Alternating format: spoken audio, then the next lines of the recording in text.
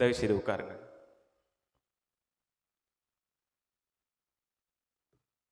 தன்னுடைய வாலிப பருவத்தில் சரித்திரத்தை இரண்டாக பிரித்த ஆண்டவராய் இயேசு கிறிஸ்துவின் நாமத்தினாலே உங்களை வாழ்த்துகிறோம். என்னதான் யூத் மீட்டிங்ஸு ப்ரேயர்சல்ஸ் அப்படின்னு வெளியே நடத்தினாலும் சொந்த சபையில் நின்று ஆராதனை நடத்துவதும் ஆண்டவரை துதிக்கிறதும் ஒரு பெரிய ஸ்லாக்கியம் என்று நினைக்கிறோம்.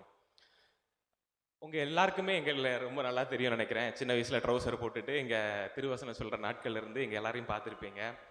அதனால இந்த இடத்துல உங்களுக்கு முன்பாக ஆண்டவருடைய வார்த்தையை பகிர்ந்து கொள்வதற்கு தேவன் கொடுத்த வாய்ப்புக்காக ஆண்டவருக்கு நன்றி செலுத்துகிறேன். சிவா ஒரு ஹிஸ்ட்ரி சொன்னா அவங்க எல்லாருக்கும் நீங்கள் கேட்டிருப்பீங்க. அதை கேட்கும்போது எத்தனை பேருடைய இருதயங்கள் கொழுந்து விட்டு எரிந்ததுன்னு எனக்கு தெரியல, பட் ஐ ஃபெல் ஸோ. அதை கேட்கும்போது உண்மையிலேயே என்னுடைய இருதயங்கள் கொழுந்து விட்டு எரிந்தது. செய்திக்கு போகிறதுக்கு முன்பாக ஒரு சம்பவத்தை உங்களோடு சொல்லிட்டு அதுக்கப்புறம் நான் செய்திக்கு போக ஆசைப்படுகிறேன். 2019 வருஷம் 2019 நாங்கள் கிறிஸ்மஸ் ப்ரோக்ராம் பண்ணணும் அப்படின்னு சொல்லிட்டு வெயிட் பண்ணிட்டு இருந்தோம். எல்லா வருஷமும் பண்ணுவோம், உங்களுக்கு தெரியும்.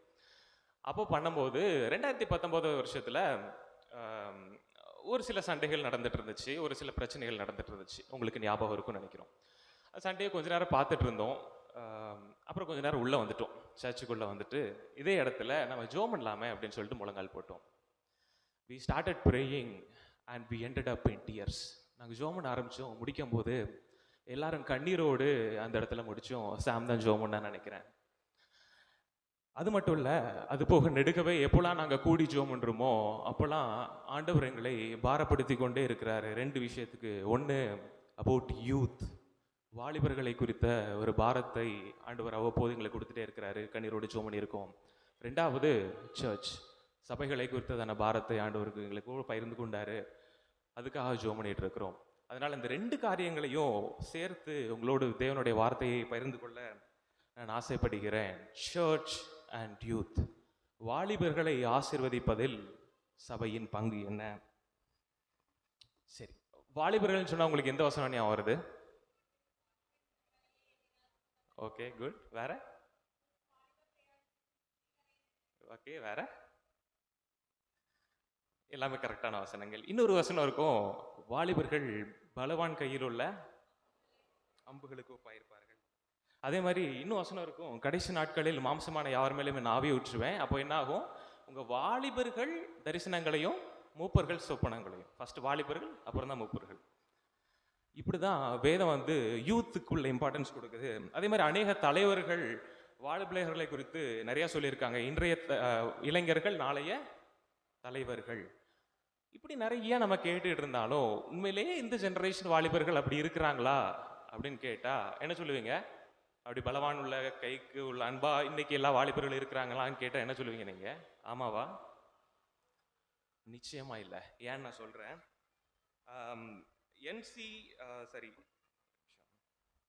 என்சிஆர்பின்னு சொல்லிட்டு நேஷனல் கிரைம் ரெக்கார்ட் பியூரோ, இவங்க ஒரு புள்ளி விவரம் சொல்றாங்க. அது என்ன தெரியுமா? 2020 வருஷத்துல ஒரு 42 நிமிஷத்துக்கும் ஒவ்வொரு 42 மினிட்ஸுக்கும் ஒரு மாணவன் தற்கொலை பண்றான் அப்படின்னு சொல்றாங்க 2020 புள்ளி விவரத்தின்படி. which means every day 34 students are committing suicides. ஒரு நாளைக்கு 34 மாணவர்கள் தற்கொலை பண்றாங்க. இதுதான் இந்திய வாலிபர்களின் நிலைமை. அது மட்டும் இல்லை, கொரோனா பேண்டமிக் வந்துச்சு. இந்த கொரோனா இதெல்லாம் வந்ததுக்கு அப்புறம் எல்லார் கையிலையும் மொபைல் வந்துருச்சு. இந்த மொபைல் வச்சுட்டு அந்த வாலிபர்கள் இருக்கிற அந்த பாவ அடிமைத்தனம் எவ்வளோங்கிறது உங்களுக்கு புரிந்து கொள்ள முடியாது. யூத் மீட்டிங்லாம் கவுன்சிலிங் செஷனில் பேசுவாங்க, இப்படிலாம் இருக்க முடியுமா அப்படிங்கிற அளவுக்கு இன்றைய வாலிபர்கள் வெளியே இருக்கிறாங்க. அது மட்டும் இல்லை, வெளியிருந்து வர்ற ப்ரெஷர்ஸ், எக்ஸ்டர்னல் ப்ரெஷர்ஸ். நீட்டு கிளியர் பண்ணலைன்னா வாழ்க்கையே கிடையாது, எனக்கு பிடிச்ச காலேஜ் கிடைக்கலனா வாழ்க்கை கிடையாது அப்படின்னு சொல்லி சூசைட் பண்ணிக்கொள்ளுகிற வாலிபர்கள் இருக்கிறாங்க. இதுதான் இன்றைய வாலிபர்களின் நிலைமை. நீங்கள் எத்தனை பேர் வாலிபர்கள்ட்ட பர்சனலாக பேசுறீங்கன்னு தெரியல, but this is the truth. சரி, இப்போ ஒரு கொஸ்டின் வருது, ஏன் எதனால இப்படி வாலிபர்கள் இருக்கிறாங்க? இதுக்கான காரணம் என்ன அப்படின்னு கேட்டால் என்ன சொல்லுவீங்க? ஒரு சில பேர் சொல்லுவாங்க, அது அரசாங்கம் இப்படி இருக்கிறதுனால தான் இப்படி இருக்குது அப்படின்னு சொல்லிட்டு. ஒரு சில பேர் என்ன சொல்லுவாங்கன்னா, டெக்னாலஜி, தொழில்நுட்பம் வளர்ந்ததுனால இப்படி இருக்குது அப்படின்னு சொல்லுவாங்க. ஆனால் உண்மையான காரணம் என்ன தெரியுமா? இது எதுவுமே கிடையாது. உண்மையான காரணத்தை பார்க்கணும்னா பைபிளை திருப்பிக்கோங்க. லூக்கா 19வது அதிகாரம் 41வது வசனம்.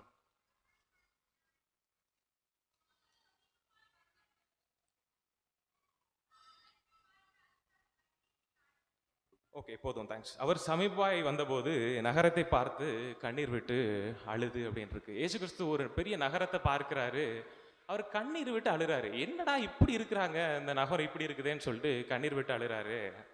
அடுத்த ஆண்டவர் என்ன பண்ணார் தெரியுமா? 45வது வசனத்தை பாருங்க. பின்பு அவர் தேவாலயத்தில் பிரவேசித்து அதில் விற்கிறவர்களையும் கொள்ளுகிறவரையும் புறம்பே துரத்தி, என்னுடைய வீடு ஜெப வீடா இருக்கிறது என்று எழுதியிருக்கிறே, நீங்களே ஒரு கல்லைக்குள்ளராக்கினீர்கள் அப்படின்னு சொல்லிட்டு இருக்கோம். விச் மீன்ஸ் இயேசு கிறிஸ்துக்கு தெரியும், சமுதாயம் எப்பெல்லாம் சீர்குலையுதோ அதுக்கு காரணம் என்னது? சபைகள். Churches are the reason for இப்படிப்பட்ட சமுதாய நிலைமை இருக்குதுக்கு. அதனால தான் ஒரு தேவ மனிதர் அழகா சொன்னாரு, as goes the church so goes the world. சபை எந்த வழியில போதோ அந்த வழியில தான் இந்த சமுதாயம் போகும். ஒரே ஒரு நிமிடம் நம்ம கண்களை மூடி தேவ சமூகத்தை நோக்கி பார்ப்போம். பலனும் அல்ல பராக்கிரமம் அல்ல, உமதாவியால் தான் ஆகனும் தேவா, இறங்கும் தேவா, உம்மாலன்றி எந்தன் விருப்பமும் ஓட்டமும் வீணே. சிறுவன் கை 5 அப்பம் 2 மீன்கள் உண்டு, எடுத்தாசீர்வதித்து அழித்திடும் தேவா. சிறுவன் கை 5 அப்பம் 2 மீன்கள் உண்டு, எடுத்தாசீர்வதித்து அழித்திடும் தேவா. யுத்தம் எனதல்ல கர்த்தானின் யுத்தம், சும்மா நின்று நான் பார்த்திடச் செய்யும். சத்து வெள்ளம் போல் எழும்பிடும் வேளை, கர்த்தரின் ஆவியே கொடியேற்றுவீரே. எந்தன் நாமூலம் பேசும் இயேசுவே, எங்களை இரத்தத்தில் வைத்திடும் ஆமென். எந்தன் நாமூலம் பேசும் இயேசுவே, எங்களை இரத்தத்தில் வைத்திடும் ஆமென். எங்களோடு பேசும் ஆண்டவரே, இயேசுவின் ஜெபிக்கிறோம் நல்ல பிதாவே, ஆமென். ஒரு நிமிஷம் கண்ணை மூடினோடனே மெசேஜை முடிச்சிட்டாண்டா அப்படின்னு நினைச்சிங்களா? இப்போதான் ஆரம்பிக்கிறேன். உங்களுடைய இருதயம் கலங்காது இருப்பதாக கரெக்டாக முடிச்சிருவேன் சீக்கிரமா. As goes the church, so goes the world. Church எப்படி போதோ அப்படிதான் அந்த உலகம் போகும் அப்படின்னு சொல்லி அந்த தேவ மனுஷர் சொல்றாரு. அதனால இன்றைய வாலிபர்கள் இப்படி தடம் புரண்டு போறதற்கான காரணங்கள் சர்ச்சஸ்ல, இன்றைய சபைகளில் ஏதோ குறைபாடு இருக்குது அப்படின்னு தான் நம்ம பைபிளில் பார்க்குறோம். அதில் உள்ள ஒரு சில காரியங்களை உங்களோடு வேகமாக பகிர்ந்து கொள்ள ஆசைப்படுகிறேன். Firstly, prayerless parents and elders. ஜெபமில்லா பெற்றோர்களும் மூப்பர்களும். ஜெபமில்லா பெற்றோர்களும் மூப்பர்களும். 1960களில் 70களில் ஒரு பெரிய எழுப்புதலை ஆண்டவர் ஊற்றினார். குறிப்பாக தமிழகத்தில், அதுவும் தென் தமிழகத்தில். உங்கள் அநேகருக்கு தெரிஞ்சிருக்கும். அதோடைய விளைவு என்ன தெரியுமா? அநேக மிஷன் ஆர்கனைசேஷன் எழும்பிச்சு. FMBB, blessing youth mission, GEMS, Vishwavani போன்ற அநேக mission organisations எழும்பிச்சு.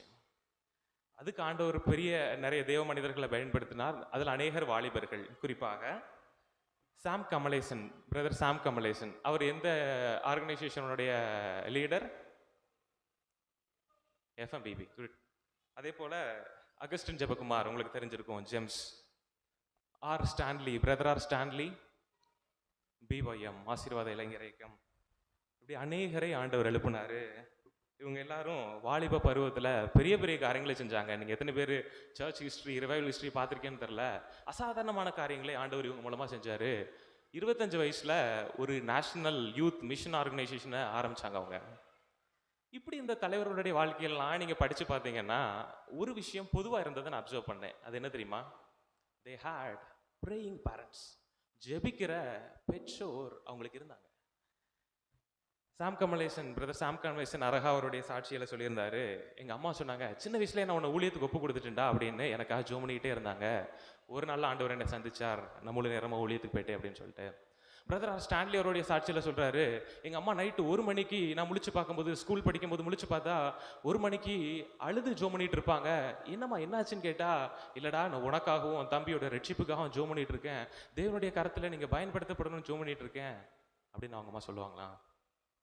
They had praying parents. இதோட விளைவு என்ன தெரியுமா? தமிழகத்தையே, இந்தியாவையே அசைக்கத்தக்க தேவ மனிதர்களை ஆண்டவர் எழுப்பினாரு. இன்னைக்கு எப்படிப்பட்ட வாலிபர்களை நம்ம எங்கேயாவது பார்க்குறோமா? உங்களுடைய பிள்ளைகளுக்காக நீங்க ஜோம் பண்றீங்களா? டாக்டர் படிக்கணும், இன்ஜினியர் படிக்கணும், அதெல்லாம் நல்லது, அதுக்கு நம்ம ஜோம் பண்ணுவோம், தப்பு கிடையாது. ஆனால் என் பிள்ளை ரட்சிக்கப்படணும் ஆண்டவரே, தேவனுடைய ராஜ்யத்தை கட்டுற பணியில அவர்கள் சிறந்து விளங்கணுங்கிற உங்களுடைய ஜெபம் எந்த அளவுக்கு இருக்குது? உங்களுடைய ஜெபமும் சாட்சியுள்ள வாழ்க்கையும் உங்கள் பிள்ளைகளை பாதிக்கும். அது நெகட்டிவாகவும் பாதிக்கலாம், பாசிட்டிவாகவும் பாதிக்கலாம். அதை தான் நம்ம பைபிளில் பார்க்குறோம். 2 தீமோத்தேயு 1ஆவது அதிகாரம், திருப்பிக்கோங்க 5வது வசனம். 2 தீமோத்தேயு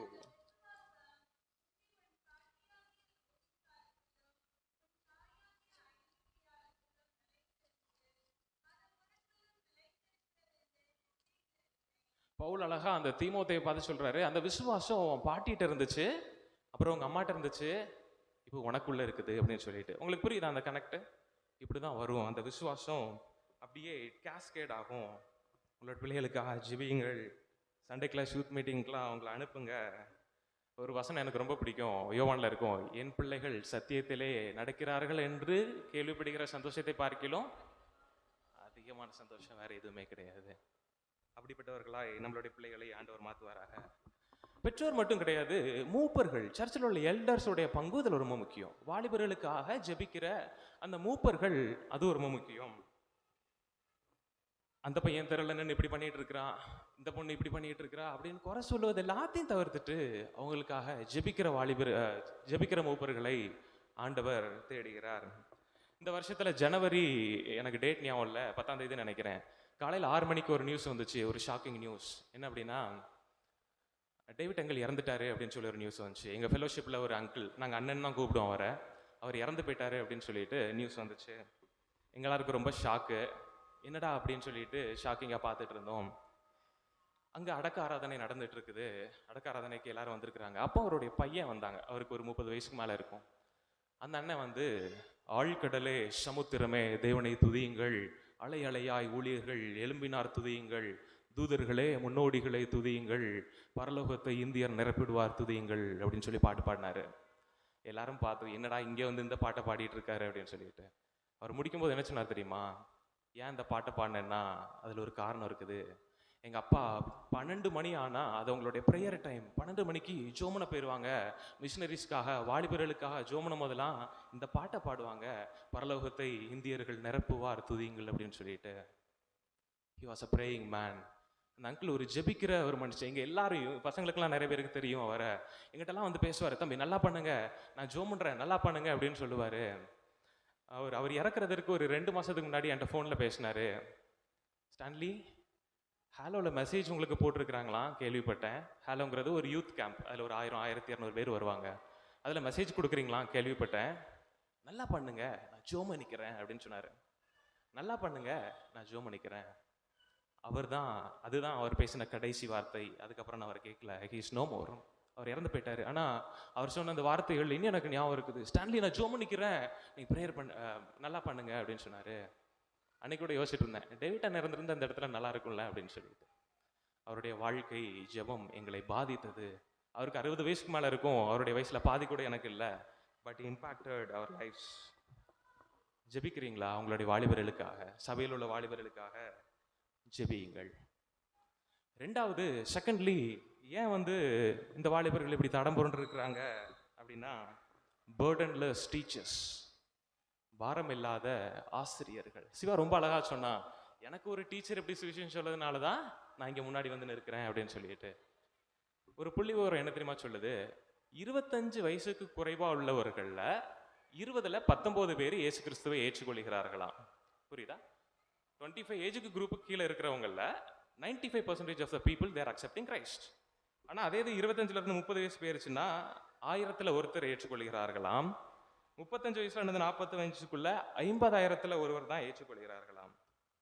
த conversion rate is more in youth. வாலிபர்கள் அந்த பகுதியில தான், அந்த வயசுல தான் கன்வர்ஷன் ரேட் அதிகமா இருக்குது. சரி, இந்த வாலிபர்களை அல்லது இந்த டீனேஜர்ஸை நம்ம ஆண்டவர்கிட்ட நடத்தணும்னா என்ன பண்ணலாம்? முழு நேர மிஷினரிஸ் அனுப்புவோமா? அவங்களுக்கு முடியாது. யார் அந்த வாலிபர்களை பார்க்க முடியும் தெரியுமா? டீச்சர்ஸ், ஆசிரியர்கள் அந்த வாலிபர்களை இது பண்ண முடியும். 200 நாள் அந்த பிள்ளைகள் உங்க கையில இருக்கிறாங்க. 200 days அவர்களை இந்த ஈஸியாக நம்ம வந்து தேவனிடத்துல நடத்திடலாம். அதனால தான் சிவா சொன்னா, மிஷினரிஸ் வந்து சர்ச்சை மட்டும் கெட்டல, ஸ்கூல்ஸை கெட்டினாங்க. ஏன் கெட்டினாங்க தெரியுமா? அதன் மூலமா சுவிசேஷத்தை எப்படியாவது நம்ம கொண்டு சேர்த்துடலாம்னு சொல்லிட்டு. நம்ம டயசிஸ் வெப்சைட்ல எத்தனை பேர் பார்த்துருக்கீங்கன்னு தெரியல, அதுல ரேனியஸை பத்தி ஒரு வார்த்தை போட்டிருக்கோம். wherever a soil faced resistant to church he built school அப்படின்ட்டு. எப்போல்லாம் ஒரு இடம் சர்ச் கட்டுறதுக்கு எதிர்ப்பு தெரிவிக்குதோ அந்த இடத்துல ஸ்கூல் கட்டினாரு அப்படின்னு அங்கே போட்டிருக்கோம். அப்படிதான் மிஷினரிஸ் ஊழியம் பண்ணாங்க. வில்லியம் கேரை பற்றி உங்களுக்கு அநேகர் தெரிஞ்சிருக்கும். வில்லியம் கேர் எந்த யூனிவர்சிட்டி ஸ்டார்ட் பண்ணாரு? ஒரு பல்கலைக்கழகத்தை வில்லியம் கேரி ஆரம்பிச்சாரு. ஞாபகம் இருக்குதா இருக்கும்? ஷராம்பூர் யூனிவர்சிட்டியை ஸ்டார்ட் பண்ணது வில்லியம் கேரி. அந்த வில்லியம் கேரி வந்து இங்கிலாந்துல வந்து வந்தாரு. எத்தனை வருஷம் இங்கே ஊழியம் பார்த்தாரு தெரியுமா? 41 வருஷம் ஊழியம் பார்த்து அநேக ஸ்கூல்ஸ் யூனிவர்சிட்டிலாம் ஸ்தாபிச்சு அவர் எப்போ மறுபடியும் இங்கிலாந்துக்கு திரும்பி போனார் தெரியுமா? அவர் போகவே இல்லை, இங்கேயே மறிச்சு போனாரு. ஸ்வாட் செய்யற பத்தி உங்களுக்கு தெரியும். ஜெர்மனில இருந்து இந்தியாவுக்கு வந்தாரு. He never returned. அவர் திரும்ப ஜெர்மனிக்கு போகல. இங்கே வந்து எப்படி ஆயிலும் ஸ்கூல்ஸை கட்டிடுவோமா, எப்படி ஆயிலும் ஒரு சின்ன கூட்டம் ரட்சிக்கப்பட்டுருமான்னு சொல்லி அவங்களுடைய வாழ்க்கையை ஊற்றின ஒரு மிஷினரிஸ். அவருடைய ரத்தத்துல தான் அந்த schools கட்டப்பட்டிருக்குது. they sacrificed their lives. எங்க அம்மா வந்து நான் பெங்களூருக்கு ஊருக்கு கிளம்பும் போது கேட்பாங்க, தம்பி அடுத்து எப்போ ஊருக்கு வர, இன்னும் 2 வாரத்துல வந்துருவியா அப்படிம்பாங்க. அந்த மிஷினரிஸோட அம்மா கேட்டிருக்க மாட்டாங்களா, தம்பி நீ எப்போ வருவ அப்படின்னு சொல்லிட்டு? அது எல்லாத்தையும் தூக்கி எறிஞ்சு துச்சமாக நினைச்சு எப்படியா இலும் இந்த வாலிபர்கள் ரட்சிக்கப்பட்டுறாங்களான்னு சொல்லி அவருடைய வாழ்க்கையை துச்சமாய் நினைச்சு வந்த மிஷினரிஸோடைய ரத்தத்தில் கட்டப்பட்டது தான் அந்த ஸ்கூல்ஸ். டியர் டீச்சர்ஸ், கிறிஸ்தவ ஆசிரியர்களே, நீங்கள் அதை பண்ணுறீங்களா? காளிமுத்துன்னு சொல்லிட்டு 9th ஸ்டாண்டர்ட் படிக்கிற ஒரு பையன் இருக்கிறான். அவன்கிட்ட வந்து அவங்க ஆசிரியர் வந்து கேட்குறாரு, காளிமுத்து நீ நான் அடுத்த வாரம் ஒரு பார்க்குக்கு வருவியா அப்படின்னு சொல்லிட்டு. அவன் போகிறான். அங்கே ஒரு சின்ன ப்ரேயர் செல் மாதிரி அங்கே நடக்குது. தொடர்ந்து அந்த காளிமுத்துங்கிற ஒரு வேறு மதத்தில் பக்தியாக இருக்கிற ஒரு பையனை அவர் ப்ரேயர் செல்லு கேம்ப்ஸ் இப்படியே கூட்டு போகிறாரு. ஒரு நாளில் இந்த காளிமுத்து ரட்சிக்கப்படுறான். ஆண்டவர் அவரோட பேசுகிறாரு. கண்ணீரோடு ஒப்பு கொடுத்து ஒரு கேம்பில் ஆண்டவரை ஏற்றுக்கொள்கிறான் இந்த காளிமுத்து. பின்னாட்களில் அந்த காளிமுத்து தான் யாரா மாறினா தெரியுமா? ஜான் கிருபாகரன். யார் சொன்னது? That's so awesome. நான் இதை எதிர்பார்க்கல, எதுக்கு ஆன்சர் வரும்னு சொல்லிட்டு. ஜான் கிருபாகரன் அப்படின்னு சொல்லிட்டு எஃப்எம்பிபியோட முன்னாள் ஜெனரல் செக்ரட்டரி. முன்னாள் எஃப்எம்பிபி ஜெனரல் செக்ரட்டரி தான் அந்த ஜான் கிருபாகரன். அவர் யார் தெரியுமா? காளிமுத்தா இருந்தாரு. அந்த காளிமுத்தை ஆண்டவர்கிட்ட நடத்தினது அவருடைய ஆசிரியர். டீச்சர்ஸ். ஆசீர்வாத இளைஞர் இயக்கத்தோட ஃபவுண்டர் ஸ்டான்லி எனக்கு ரொம்ப பிடிச்ச ஒரு தேவ மனுஷர். அவர் என்ன தெரியுமா சொன்னாரு? என்னுடைய கெமிஸ்ட்ரி ப்ரொஃபஸர் ஒரு நாள் வந்து பைபிளை கொடுத்து, ஸ்டான்லி நீ ரட்சிக்கப்பட்டிருக்கியான்னு கேட்டாரு. அன்னைக்கு ஆண்டவர் என்னோட பேசினாரு அப்படின்னு சொல்லி அவர் ரட்சிக்கப்பட்டாரு. அவரை கொண்டு ஆண்டவர் பெரிய காரியங்களை செய்தாரு. அன்பு டீச்சர்ஸ், நீங்க அதை பண்றீங்களா? உங்க கரத்துல உள்ள அந்த பிள்ளைகளை ஆண்டவருக்குள்ளாக நீங்க நடத்துறீங்களா? நான் இந்த கிறிஸ்தவ ஆசிரியர்கள்லாம் நினைக்கும் போது எனக்கு ஒரு வசனம் ஞாபகம் வரும். என்ன தெரியுமா? பார்வோனுடைய குமாரத்தி வந்து அந்த மோசோட அம்மாட்ட சொல்லுவா. என்ன சொல்லுவா? பிள்ளையை எனக்காக வளர்த்துடு, நான் உனக்கு சம்பளம் தரேன். பிள்ளையை நீ எனக்கு வளர்த்து கொடு, நான் உனக்கு சம்பளம் தர்றேன். கிறிஸ்தவ ஆசிரியர்களை பார்க்கும் போதெல்லாம் எனக்கு இந்த வசனம் தான் ஞாபகம் வரும். ஆண்டவர் இதை தான் அவங்ககிட்ட சொல்லுவார், பிள்ளையை நீ எனக்காக வளர்த்துடு, நான் உனக்கு சம்பளம் தரேன். That is how God does. சும்மா நான் ஒரு நாள் வருமான காணிக்கை கொடுத்துட்டேன், ஒரு ஃபாஸ்டிங் ரேரில் போய் தலையை காட்டிட்டு வந்துட்டேன், டிசம்பர் 31 ஒரு சாட்சி சொல்லிட்டேன் அப்படின்னு போவதற்கு ஆண்டவர் நம்மளை அழைக்கலை. இந்த பிள்ளைகளை ஆண்டவருக்காக நடத்துங்க. ஏதாவது செய்யுங்க. ஒரு சின்ன கதை அந்த பிள்ளைகளெல்லாம் கூட்டு வச்சு ஒரு கதை சொல்லுங்க. அவன் உடனே ரட்சிக்கப்பட்டு மிஷினரியெல்லாம் கிளம்பி போக மாட்டான். ஆனால் அந்த வசனங்களை நீங்கள் போட போக பின்னாட்களில் ஒரு காளிமுத்தை போல, ஒரு சிவகுமாரை போல ஆண்டவர் அவர்களை மாற்றுவார். இல்லை நீங்கள் ஹை ஸ்கூலில் வேலை பார்த்துட்டு இருக்கீங்க அப்படின்னா ஒரு கேம்ப் ஆர்கனைஸ் பண்ணுங்க. எத்தனையோ இது இருக்குது, ஸ்கிரிப்சர் யூனியன் இருக்கு, இவாஞ்சலிக்கல் யூனியன் இருக்குது, பிளஸிங் யூத் மிஷன் இருக்குது. அவர்களை கூப்பிட்டு அந்த பசங்களுக்கு ஒரு சின்ன கூட்டத்தை நடத்துங்க. ஆண்டவர் உங்களை கொண்டு பெரிய காரியங்களை செய்வார். எவனிடத்தில் அதிகம் கொடுக்கப்பட்டு இருக்குதோ அவனிடத்தில் அதிகம் கேட்கப்படும் அப்படின்னு வசனம் சொல்லுது. தேர்ட்லி, மூன்றாவதாக ஏன் இந்த வாலிபர்களுடைய நிலைமை இப்படி இருக்குங்கிறதற்கு மூணாவது காரியம் கம்பேஷன்லெஸ் ஷெப்பர்ட்ஸ். கரிசனை இல்லாத மெய்ப்பர்கள். கரிசனை இல்லாத மெய்ப்பர்கள். ஒரு சர்ச்சில் ஒரு யூத் லீடர் முன்னாடி ஆதங்கமாக பேசிட்டு இருக்காரு. நான் அறிவிப்பு கொடுத்தேன், இந்த வாலிப பேலு எவனுமே வரல, யூத் மீட்டிங் வரல, நான் 5 மணிக்கு உட்காந்துருக்கேன், இன்னும் யாருமே வரல, அப்படி இப்படின்னு ஆதங்கமாக பேசிட்டு இருந்தாரு. எனக்கு அதை கேட்டு கோவம் வந்துருச்சு. Sorry sir, that is not how youth ministry works. Youth ministry நம்ம அப்படி பண்ண முடியாது. நம்ம அறிவிப்பு கொடுத்த உடனே அவன் கேட்டு உள்ள உட்கார மாட்டான். என்ன பண்ணணும் தெரியுமா? பைக் எடுத்துட்டு அவன் வீட்டுக்கு போகணும்.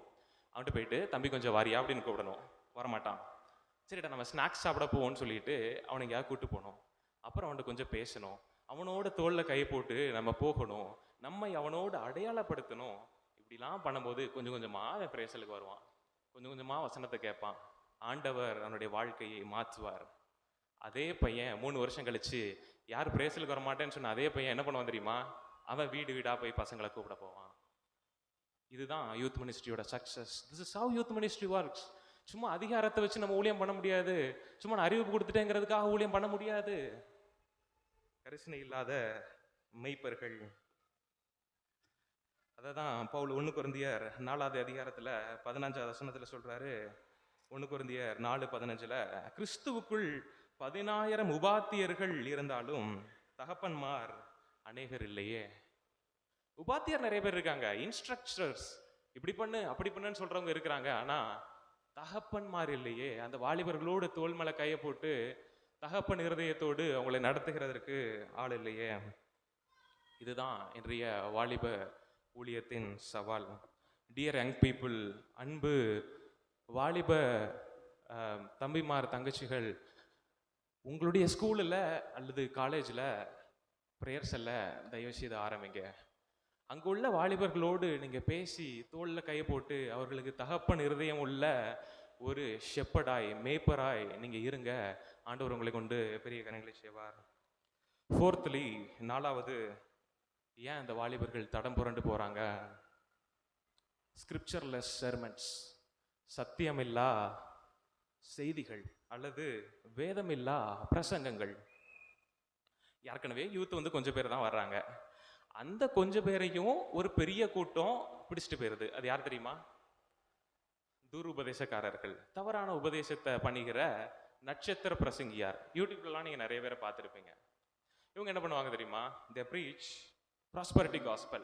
செழிப்பின் உபதேசத்தை பிரசங்கம் பண்ணுவாங்க. அதாவது இயேசு கிறிஸ்து வந்தீங்கன்னா என்ன ஆகும்? செழிப்பு தான் உங்களுக்கு, நீங்க கார்ல போயிருவீங்க, அப்படி போயிருவீங்கன்ட்டு. Health and wealth gospel. உங்களுக்கு நோயே வராது, வியாதியே வராது அப்படின்னு சொல்லிக்கிற பிரசங்கங்கள். Positive confession. நீ சாதகமாக அறிக்கையிட்டா உனக்கு சாதகமாக அது நடக்கும் அப்படின்னு சொல்லிட்டு இந்த பிரசங்கங்கள் கேட்கறதுக்கெல்லாம் இனிமையாக இருந்த உடனே இந்த வாலிபர்கள் அப்படியே போயிடுறாங்க. அதோட விளைவு என்ன தெரியுமா? கொஞ்ச நாளில் காணாமல் போயிடுவாங்க. என்னோட எத்தனையோ பேர் அந்த விசுவாச ஒழிக இதை ஆரம்பித்தவங்க இன்னைக்கு இல்லை. ஏன் தெரியுமா? இந்த தவறான உபதேசத்தினால இழுக்கப்பட்டு அடிக்கப்பட்டு ஒரு வாலிப கூட்டம் சிக்கிறது. எத்தனை பேருக்கு இதை ரிலேட் பண்ண முடியுதுன்னு தெரியல. ஆனால் வாலிபர்கள் மத்தியில் இருக்கிற ஒரு பெரிய சேலஞ்ச் இதுதான். இவங்களுக்கு சத்தியம் தெரியல. ஆனால் இந்த ஊழியக்காரங்க பண்ணுற மாய வித்தைகளினால கவர்ச்சிக்கப்படுறாங்க. அவங்க என்ன பண்ண தெரியுமா சொல்லுவாங்க? தம்பி கொஞ்சம் இங்கே வா, சும்மா சொன்னேன் அப்படின்னு சொல்லிட்டு கூப்பிடுவாங்க. உன் பேர் ஜெயில ஆரம்பிக்கி ஹெச்சில் முடியுது அப்படி தானே அப்படின்னு உடனே கை தட்டுவாங்க அவங்க உட்காந்து. என் பேர் ஜெயில ஆரம்பிக்குங்கிறது எனக்கு தெரியுமா, அது நீ சொல்லணுமா? அதுக்கு ஒரு கைத்தட்டல். அதே மாதிரி கல்யாணம் முடிஞ்சிட்டு அப்படின்னா உங்களுக்கு ஒரு ஒய்ஃப் இருக்குன்னு ஆண்டவர் எனக்கு காட்டுறாரு. ஒரு தான் இருக்கும், 2-3 இருக்கும். என்னத்தையாவது இந்த வாலிபர்களில் இது பண்ணி மாய வித்து இது பண்ணி அப்படியே பிடிச்சிட்டு போயிடுறாங்க. இவர்களிடத்துல சிக்கி சின்னமானமாகிறது இந்த வாலிப கூட்டம். இந்த உபதேசங்கள்லாம் முன்னாடி எங்கே இருந்துச்சுன்னா ஃபாரின்ல இருந்துச்சு. அமெரிக்கா, இங்கிலாந்து, ஆப்பிரிக்கான்னு இருந்துச்சு. இப்போ இங்கே வந்துருச்சு தெரியுமா? இந்தியாவுக்கு வந்துச்சு, சென்னைக்கு வந்துச்சு, நம்ம பக்கத்து கிராமங்களிலும் தெரிஞ்ச சபைகளிலும் வந்துருச்சு. இதுதான் பிரசங்கிக்கப்படுகிறது நமக்கு தெரிஞ்ச நம்ம கண்ணுதல்ல பார்க்குற சபைகள் இல்லை. Be careful. கட்டடங்களை கட்டுறது ஒரு பெரிய மேட்ரு கிடையாது. காணிக்கையை சேகரித்து நம்ம கட்டடங்களை கட்டிடலாம், பெருசாக எழுப்பிடலாம், அது மேட்ரு கிடையாது. உள்ள இருக்கிற விசுவாசிகளுக்கு வசனத்தின்படி நம்ம சத்தியத்தை போடுறோமா அப்படிங்கிறதா முக்கியம். ஆவிக்குரியவர்கள் நான் என்ன சொல்ல வரேங்கிறத படிச்சுக்கோங்க. ஒருவேளை நீங்க வெளிப்புள்ளவர்களா கிறிஸ்தவ வட்டாரத்தில் என்ன நடக்கு, நம்மளை சுற்றி என்ன நடக்கு, நீங்க வெளிப்புள்ளவர்களா இருந்தீங்கன்னா நான் சொல்ற பாயிண்ட் உங்களுக்கு புரியும். இல்லைன்னா என்ன தெரியுமா, கட்டடம் பெருசாயிட்டே இருக்கும், உள்ள விசுவாசிகள் ஒன்றும் இல்லாமல் போயிடுவாங்க. அதான் பைபிள் சொல்லுது, நாளானது அதை விளங்க பண்ணும், அக்கினி அதை பரிசோதிக்கும். இதுக்கு காரணம் என்ன தெரியுமா? இப்படி வாலிபர்கள்லாம் இப்படி ஒரு எதுக்கு சரியான பிரசங்கம் தப்பான பிரசங்கம் இல்லாமல் அந்த போகிறதுக்கு காரணம் என்ன தெரியுமா? இன்றைய சபைகளில் செய்யப்படும் சத்து இல்லாத பிரசங்கங்கள். இவ்வளோதான், ஆஸ் சிம்பிள் அஸ் தட். அவன் சர்ச்சுக்குள்ளே ஒரு ஒரு வசனம் என்ன அப்படிங்கிறத ஆழமாக உட்காந்து தியானிப்பானையானால் யூடியூப்ல வர்ற மெசேஜை ரெகனைஸ் பண்ணிடுவான், இது சரி இது தவறு அப்படின்னு சொல்லிட்டு. அதனால தான் ராவன்ஹல்ங்கிற ஒரு தெய்வ மனுஷன் சொன்னார், இன்றைய கிறிஸ்தவத்தின் ட்ராஜடி சோகமான காரியம் என்ன தெரியுமா? உயிரில்லா பிரசங்கிகளால் உயிரில்லா மக்களுக்கு செய்யப்படும் உயிரில்லா பிரசங்கங்கள். உயிரில்லாத பிரசங்கிகளால் உயிரில்லா மக்களுக்கு செய்யப்படும் உயிரில்லா பிரசங்கங்கள். இதுதான் இன்றைய கிறிஸ்தவத்தின் ட்ராஜடி. தெரிஞ்சிடும், தேவனோடு நடக்கிறவங்களுக்கு தெரிஞ்சிடும். இந்த மெசேஜ் தெய்வ சமூகத்தில் உட்கார்ந்து அது ஜெபத்திலையும் வேத வசனத்திலையும் ஊற்றப்பட்டு தேவனோடு நடந்து கொடுக்குற மெசேஜா, அல்லது வாட்ஸ்அப்பில் 2 ஃபார்வர்டு மெசேஜ், ஒரு 2 கதை, ஒரு 3 சப்டாப்பிக்கு அப்படியே பட்டிமன்ற பேச்சாளர் மாதிரி பேசிட்டு போகிறாங்களாங்கிறது தெரிஞ்சிடும். தேவனோட நடக்கிறவர்களுக்கு அது தெரிஞ்சிடும். இப்படி தான் சபைகளின் நிலைமைகள் இருக்குது. ஸ்கிரிப்சர்லெஸ் செர்மன், சத்தியமில்லா பிரசங்கங்கள். 5வது, நான் வேகமாக போயிடுறேன். 5th, ஏன் இந்த வாலிபர்களை நம்மளால் பாதிக்க முடியல அப்படின்னா, பர்பஸ்லெஸ் ப்ரோக்ராம்ஸ், நோக்கமற்ற நிகழ்ச்சிகள். நம்ம அநேக ப்ரோக்ராம்ஸ் பண்ணுறோம், ஸ்தோத்திர பண்டிகை, ஃபாஸ்டிங் ப்ரேயரு, வேற என்ன இருக்குது, எல்லாமே பண்ணுறோம். நல்லது, அது தேவை. இதில் எத்தனை ப்ரோக்ராம்ஸ் வாலிபர்களுக்கு மட்டும், தனியாக வாலிபர்களுக்கு என்று நடத்தப்படுகிற ப்ரோக்ராம் நம்ம சர்ச்சில் எத்தனை நடத்துகிறோம் சொல்லுங்களேன் யாராவது? 1, என்னதுக்கா? கிறிஸ்மஸ் டைம் நடக்குது, அது பொதுவான இது. வாலிபர்களை எக்யூப் பண்ணுறதுக்குன்னு நம்ம நடத்துறது, அவங்கள பக்தி விருத்தியில் நடத்துறதுக்கு உள்ள ப்ரோக்ராம்ஸ் எத்தனை தெரியுமா? 0. வாலிபர்களை பக்தி விருத்தியில் நடத்துறதுக்குன்ட்டு நம்ம ஸ்பெசிஃபிக்காக என்ன ப்ரோக்ராம் பண்ணுறோம் அப்படின்னு கேட்டால் ஒன்றும் இல்லை. என்ன தம்பி, இந்த வாலிபர்களுக்கு என்ன ப்ரோக்ராம் பண்ணுறது அப்படின்னு நீங்கள் கேட்டிங்கன்னா சொல்கிறேன், வேணா குறிச்சிக்கோங்க. எங்களை போல் வாலிபர்கள் வெளியே இருப்பாங்க, ஆண்டவரை அறியாதவர்கள். அந்த கூட்டத்தை கூப்பிட்டு ஒரு இண்டிபெண்டன்ஸ் டே அன்னைக்கோ ஒரு கிறிஸ்மஸ் அன்னைக்கோ கூப்பிட்டு கொஞ்சம் சாப்பாடை போட்டு இது கிறிஸ்மஸ் ட்ரீட் அப்படின்னு சொல்லி அவங்களுக்கு ஒரு சின்ன சுவிசேஷத்தை சொல்லலாம். சர்ச்சில் ஏன் நம்ம அதை பண்ணக்கூடாது? That's our responsibility. அப்படி பண்ணலாம். அல்லது சர்ச்சில் உள்ள யூத்தை கொஞ்சம் பேரை கூப்பிட்டு, மற்ற பாஸ்டேட்டை கூட சேர்த்துக்கலாம், கொஞ்சம் பேரை கூப்பிட்டு ஒரு 100 பேரோ 200 பேரை கூப்பிட்டு சீஷத்துவ பயிற்சி முகாம் ஏன் நடத்தக்கூடாது? சீஷத்துவனா இப்படி இருக்கும், கிறிஸ்தவ வாழ்க்கை சும்மா போட்டு காணிக்க போட்டு போகிறது கிடையாது, அது சீஷனாய் மாறுவதுன்னு நம்ம ஏன் சொல்லக்கூடாது? லீடர்ஷிப் ட்ரைனிங் கேம்ப் ஏன் நடத்தக்கூடாது? அவர்களை தலைவர்களாய் நம்ம பார்த்தணும்னு சொல்லி அவங்களுக்கு ஒரு 2 நாள் கூட்டம் நம்ம ஏன் நடத்தக்கூடாது? பைபிள் ஸ்டடி ப்ரோக்ராம், வேத பாட வகுப்புகள் ஏன் நடத்தக்கூடாது? அவங்களுக்கு ஹெர்மனெட்டிக்ஸ் சொல்லிக் கொடுக்கலாம். ஹெர்மனெட்டிக்ஸ்னா வேதத்தை எப்படி வியாக்கியானம் பண்ணணும்னு சொல்லிட்டு. அப்பலஜெட்டிக்ஸ் சொல்லிக் கொடுக்கலாம். அப்பலஜெட்டிக்ஸ்னா ஒன்றும் கிடையாது, என்னிலும் என் பிதா பெரியவர்னு இயேசு கிறிஸ்து சொல்லியிருக்காரு, அப்போ இயேசு கிறிஸ்து கடவுளா அப்படின்னு ஒரு சின்ன கொஸ்டின் கேட்பான். ஒரு முஸ்லீம் ஃப்ரெண்டு கேட்பான், இவனுக்கு பதில் சொல்ல தெரியாது, திரும்ப வந்துடுவான். இப்படிதான் இன்னைக்கு வாலிபர்கள் இருக்கிறாங்க. இவர்களை எக்யூப் பண்றது யாருடைய வேலை? சபைகளோட வேலை. அதுதான் பவுல் எழுதுறாரு, கொலோசியர் 1:28. எங்க தம்பி போட்டிருக்கு இப்படிலாம் பண்ணணும்னு பைபிளில் போட்டிருக்குதா அப்படின்னா எஸ் போட்டிருக்குது. கொலோசியர் 1வது அதிகாரம் 28வது வசனம் 29.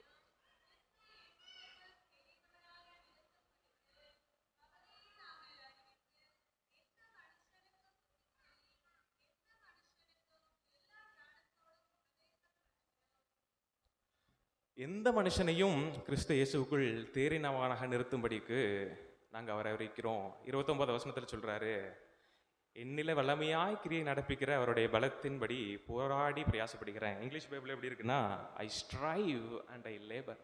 நான் பிரயாசப்படி போராடுறேன். ஏன்னா அவர்களை கிறிஸ்துக்குள் தேறினவர்களாக நிறுத்தணும். சும்மா நீ வந்து காணிக்க போட்டு போனான்னா ஆண்டவர் ஆசீர்வச்சிருவாரு, இங்கே ஜோமிட்டு போனால் நல்லது நடக்கும் அப்படின்னு சொல்றது கிடையாது. அவர்களை முற்றிலுமாய் தேறினவர்களாய் நிறுத்தும்படிக்கு நான் பிரயாசப்படுறேன். இது சபையோட வேலை. உடனே சொல்லுவோம், அதுக்கு தான் டிடிஒஏ இருக்குதுல்ல, அதுக்கு ஒரு யூத் விங் இருக்குதுல்ல. நான் டிடிஒஏல உள்ள ஃபுல் டைம் மினிஸ்டர்ஸ் ஊழியக்காரங்கிட்ட நிறைய பேர்கிட்ட பேசியிருக்கிறேன். அவங்க குற்றால முகம் நடத்துகிறாங்க, நல்லா பண்ணிக்கிட்டு இருக்கிறாங்க. ஆனால் எல்லா சபைகளையும் அவங்களால கவர் பண்ணி நிறைய ப்ரோக்ராம் பண்ண முடியாது. அவங்க ஒரு சின்ன டீமாக இருக்கிறாங்க. அது நம்மளுடைய ரெஸ்பான்சிபிலிட்டி. That's the responsibility of local church. நான் சொல்கிற காரியங்களை எத்தனை பேர் ஏற்றுக்கொள்வீங்கன்னு தெரியாது. சபையில் வர்ற ஃபண்டில் ஒரு 10% நம்ம வாலிபர்களுடைய எடிஃபிகேஷனுக்காக உபயோகிக்கணும். அப்போ தான் அடுத்த ஜெனரேஷனை பார்ப்போம். இல்லைன்னா we will lose them. ஒரு கிராமத்துக்கு நான் ரீசெண்டாக போயிட்டு வந்தேன். அந்த கிராமத்தில் என்ன இருந்துச்சு தெரியுமா?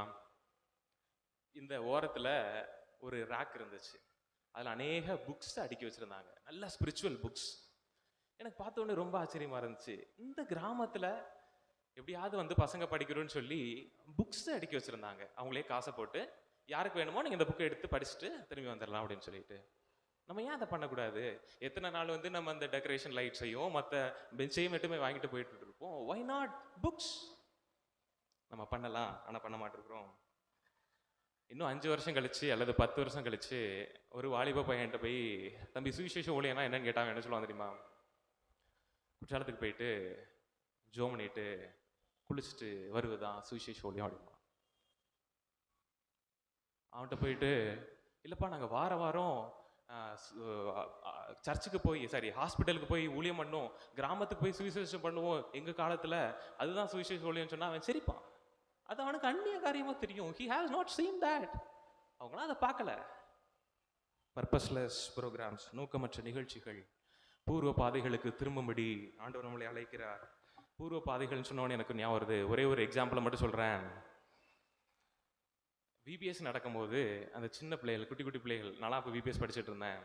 விபிஎஸ்ல மிஷினரி காலையும் கொடுப்பாங்க நம்ம சர்ச்சில். மிஷினரிஸாக யாரெல்லாம் போகிறீங்க அப்படின்னு சொன்ன உடனே அந்த சின்ன பிள்ளைகள்லாம் முன்னாடி கண்ணீரோடு வந்து நான் மிஷினரிஸாக போவேன் அப்படின்னு சொல்லுவாங்க. நான் எங்கேயோ நடந்தது சொல்லலை, நம்ம சர்ச்சில் நடந்தது சொல்கிறேன். பூர்வ பாதைகளுக்கு திரும்ப ஆண்டவர் நம்மளை அழைக்கிறார். 6வதாக, டைம் ஆயிடுச்சு, நான் சீக்கிரம் முடிச்சிடுறேன்.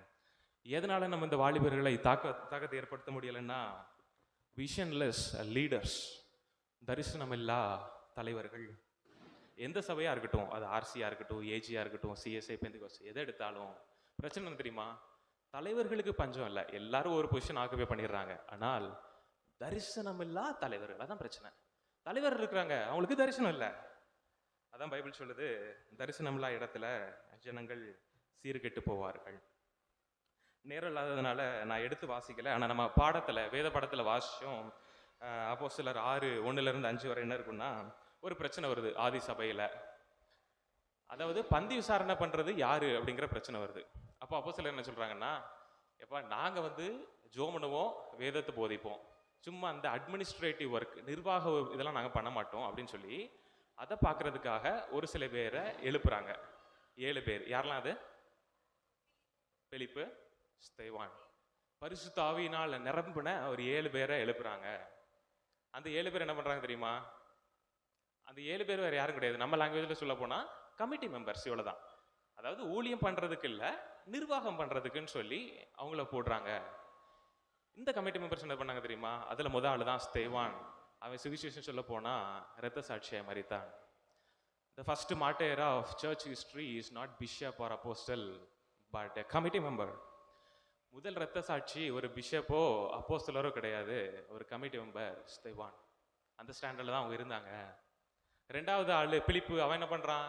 சும்மா ஃப்ரீ டைமில் அப்படியே போகும்போது ஒரு ரதத்தில் ஒருத்தன் வர்றான், அவனுக்கு சுவிசேஷம் சொல்கிறான், ஞானஸ்நானம் கொடுக்குறான், திரும்பி வந்துடுறான்.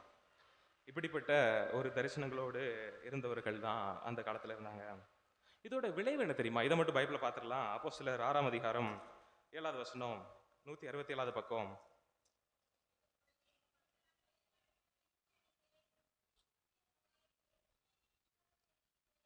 ஓகே, போதும், தேங்க்ஸ்க்கா, போதும். வேதவசனம் விருத்தி அடைந்து பெருகிருச்சு அப்படின்னு இருக்கும். நானே சொல்லிடுறேன். 5வது அதிகாரம் 36வது வசனத்தில் இருக்குன்னா அந்த இடம் அசைந்ததுன்னு இருக்கும். 32வது வசனத்தில் எல்லாரும் ஒரே இருதயமாக இருந்தாங்கன்னு இருக்கும். 5:34 என்ன இருக்குன்னா, நிலங்களையும் மற்ற காரியங்களெல்லாம் வச்சு அவங்க பாதத்தில் காணிக்கையை போட்டாங்க அப்படின்னு இருக்கும். இந்த ஆர்டர் உங்களுக்கு புரியுதா? உயர்ந்த தரிசனமோ ஆத்ம பாரமோ மற்ற காரியங்களும் இருக்கும்போது வளர்ச்சி தன்னால் இருக்கும். காணிக்கையை கொண்டு வந்து பாதத்தில் வச்சார்கள் அப்படின்னு இருக்குது பைபிள். இதுதான் ஆர்டர்.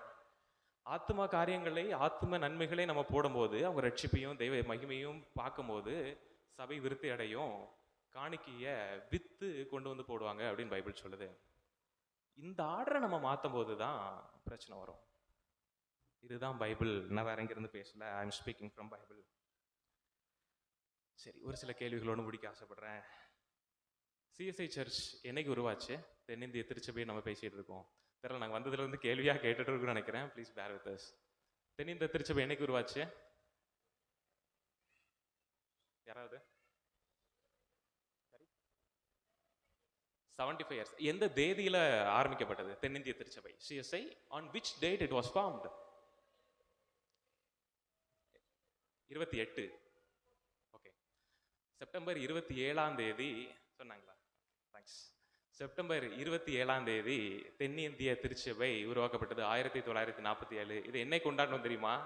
2 நாளைக்கு முன்னாடி நம்ம கொண்டாடணும். நம்ம சபையிலுடைய கேலண்டரில் சிஎஸ்ஐ தின நாள் அப்படின்னு இருக்கும். சரி, எந்த வசனத்தின் அடிப்படையில் சிஎஸ்ஐ சர்ச் உருவாக்கப்பட்டது? ஒரு வசனத்தின் அடிப்படையில் தென்னிந்திய திருச்சபை உருவாக்கப்பட்டது. யாருனாலும் சொல்லலாம், இங்க இருந்து எங்க இருந்தாலும் சொல்லலாம். எக்ஸாக்ட்லி, யோவான் 17. that they might be one. அவர்கள் எல்லாரும் ஒன்றாக இருக்கும்படி அப்படின்னு சொல்லி அந்த வசனத்தின் அடிப்படையில் சிஎஸ்ஐ சர்ச் உருவாக்கப்பட்டது.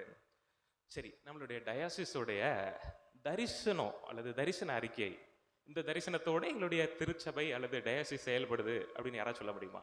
ஏதாவது 1-2 தரிசன அறிக்கை சொல்லுங்க போதும். 1 அல்லது 2. இந்த தரிசனத்தோட எங்களுடைய டயாசிஸ் நடந்துட்டு இருக்குதுன்னு சொல்லிட்டு யாராவது?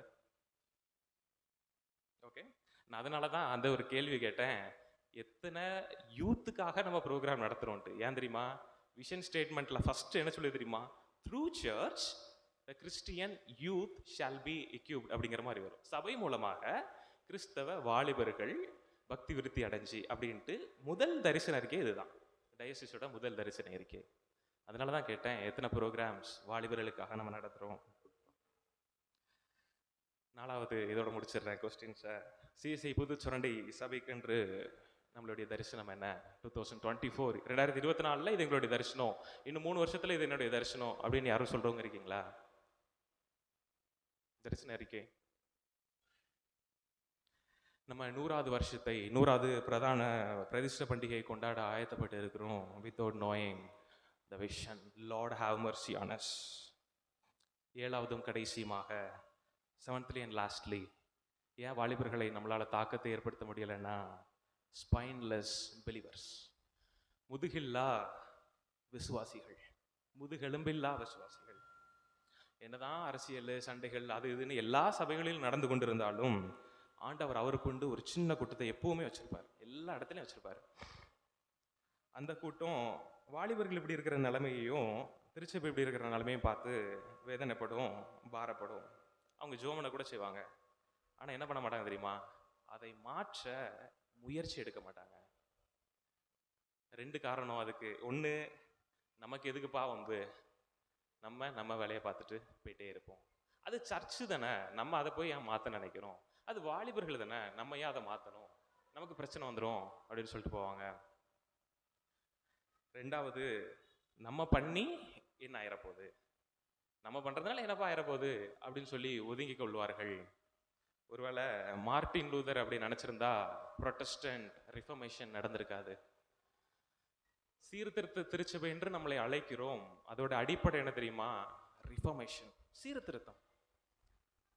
நம்ம பண்ணி யார் கேட்க போறா அப்படின்னு நினச்சிட்டு நம்ம ஒரு நாள் இருக்க முடியாது. ஆண்டவரை நான் நேசிக்கிறேன், எனக்கு ஆண்டவர் ரொம்ப பிடிக்கும், அவர் தான் எனக்கு எல்லாம் அப்படின்னு நீங்கள் பாட்டை பாடிக்கிட்டு வாலிபர்கள் அழிவதையும் சபை சீர்குலைவதையும் பார்த்து கொண்டு உங்களால் சும்மா இருக்க முடியாது.